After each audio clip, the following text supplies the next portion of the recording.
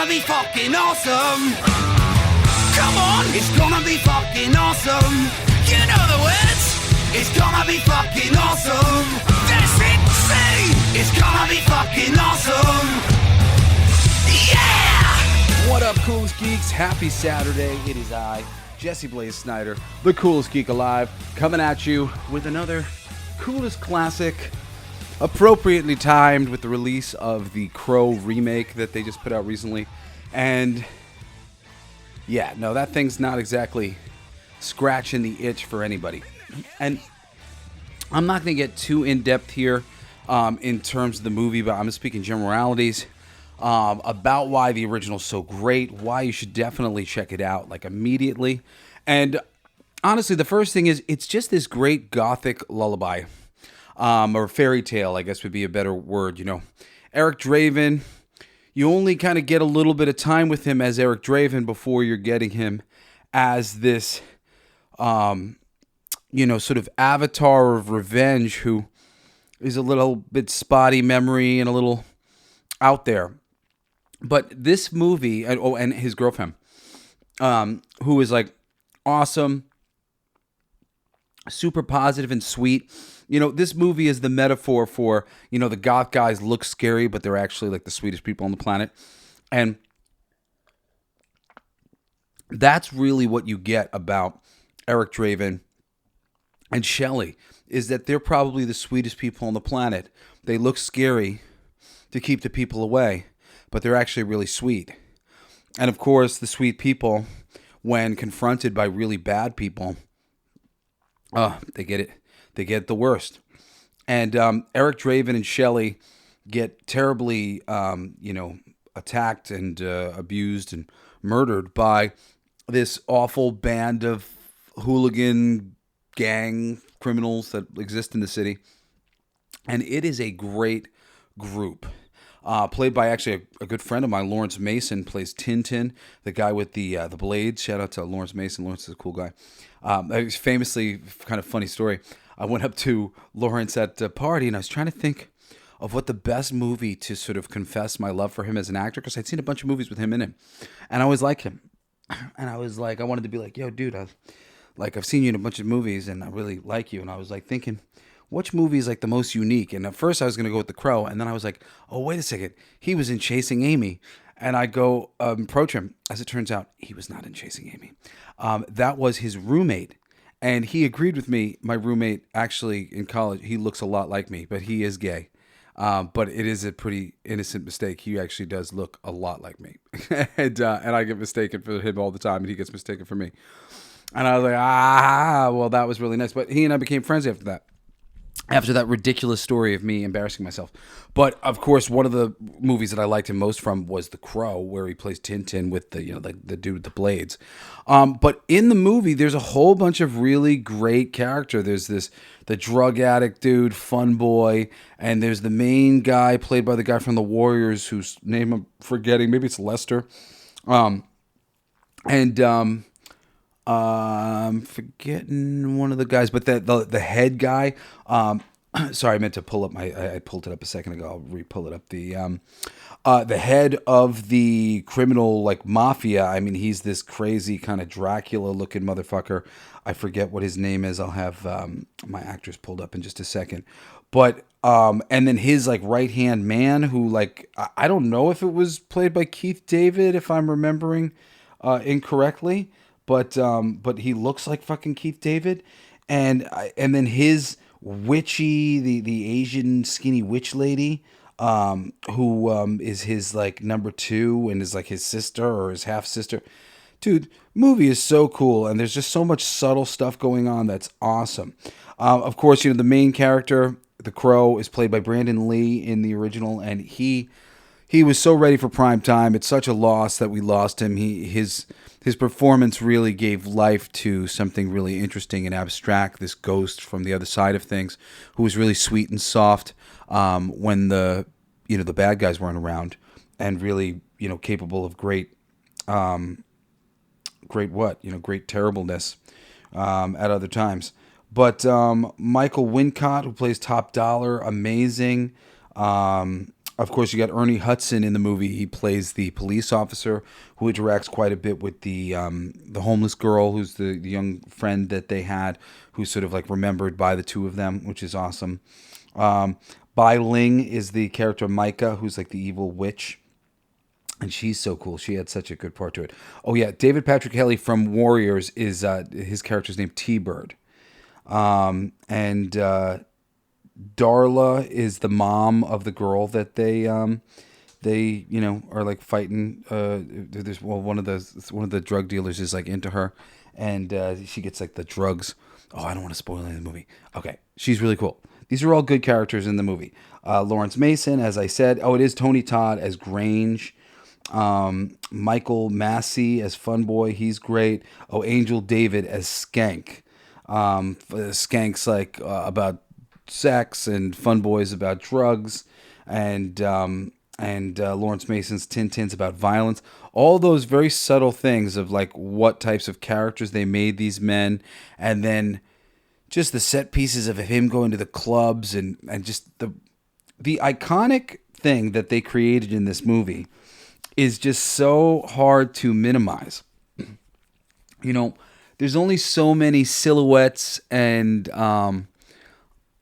costume arrangements that like really work and stand the test of time in comics, and that open-laced boots with the skinny pant legs and the skinny, shirt underneath that's like wrap tie that goes down to the fingertips, and the white skin and the black, eye makeup, and the black hair with the jacket and a gun or a bat, those black. It's just so the epitome of this badass goth, don't give a fuck, I will survive, sort of mentality. Because that's the thing with the Crow, like he can get beat up a lot, he just kind of comes back from it. The original comic book that this is based on is not as good as this movie. This movie takes the material that's there, and the material that's there is cool. There's definitely something cool about it and cool to it. I mean, granted, he's just kind of doing a simple Alice Cooper ripoff to some degree, but the film really takes it to the next level. I think the movie, when the movies are capable of actually making something that's so wonderful that it can become just as iconic or more iconic or really additive to the source material in the comic books, I think that's really something. And this movie does that.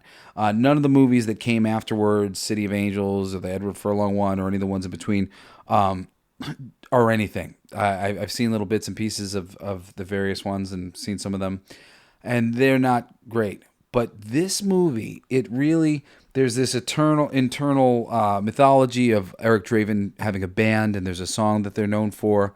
The line says, "It can't rain all the time." I think about that fucking "it can't rain all the time" line all the time. All the time. There's a lot of things I think about from The Crow a lot. And, it's a lot of people's favorite movie. It's this thing people used to go for Halloween as The Crow every year. Certain people. But it really spoke to people on a really visceral level. And, if this new Crow is the only idea you have about The Crow, and hearing that it's not very good or whatever, or going to see it and finding out that it's not very good, you gotta watch the original. The original is definitely something cool, and the whole city is depicted through miniatures and stuff like that, and it's got a great look about it, great feel. It really does feel like a gothic fairy tale, a perfect gothic fairy tale, with this little girl as sort of your entry piece, and this police officer that's befriending her because she's lost her friends that were like kind of like helping to raise her, Eric Draven and Shelley, and they were going to be married, and they were a really sweet couple. They were really nice people, and it didn't go well. Things haven't gone well. So I love revenge movies. Revenge is like kind of my favorite genre in general. You gotta check this out. You gotta check out The Crow. I highly recommend it. Anyway, we've got back issues going up onto Blacklight District Studios website. Our website is bldsts.com. You can get King of Kings, and you'll be able to get Fucking for Our Future very soon, and some other stuff that we've got going up there. That's really cool. You can also sign up for notifications there so that you can check out the other things that my boutique music and comic book company are doing, because we've got some really cool stuff going on. Anyway, you probably heard the ad. Every Monday night, we've got All Your Favorite Bands Suck, lots of cool features on your favorite bands, and every Friday I got Everything They Don't Want You to Know, talking about esoteric wisdom and shit like that. But of course, this show is the Saturday show where we do coolest picks and we do coolest classics and whatnot. And I hope you'll join me next Saturday for one of these. But on Wednesday, we always do the big show where we talk about various important subjects, and sometimes we do features and stuff. And I hope you will join me again this coming Wednesday for another fucking awesome episode of The Coolest Geek Alive. Love you guys. Care Bear Stare. Hey! Peace out. It's my song! Let's sing it! It's gonna be fucking awesome! Come on! It's gonna be fucking awesome! You know the words! It's gonna be fucking awesome! That's it! Say! It's gonna be fucking awesome! Yeah! Hey! Hey! Hey! It's my favorite part!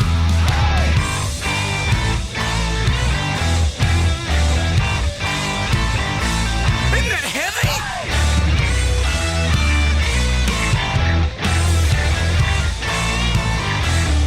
I'll play that. It's gonna be fucking awesome. Coolest alive. It's gonna be fucking awesome. Stay with your tribe. It's gonna be fucking awesome. Revenge of the Geeks. It's gonna be fucking awesome. Week after weeks. It's gonna be fucking awesome. Laughing with you. It's gonna be fucking awesome. And crying sometimes too. It's gonna be fucking awesome. Spelling it out. It's gonna be fucking awesome. Making you shout.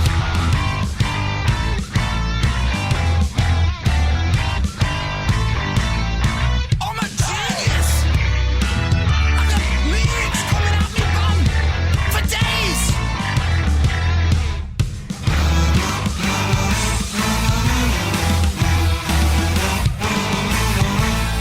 You like that? It's a kazoo solo.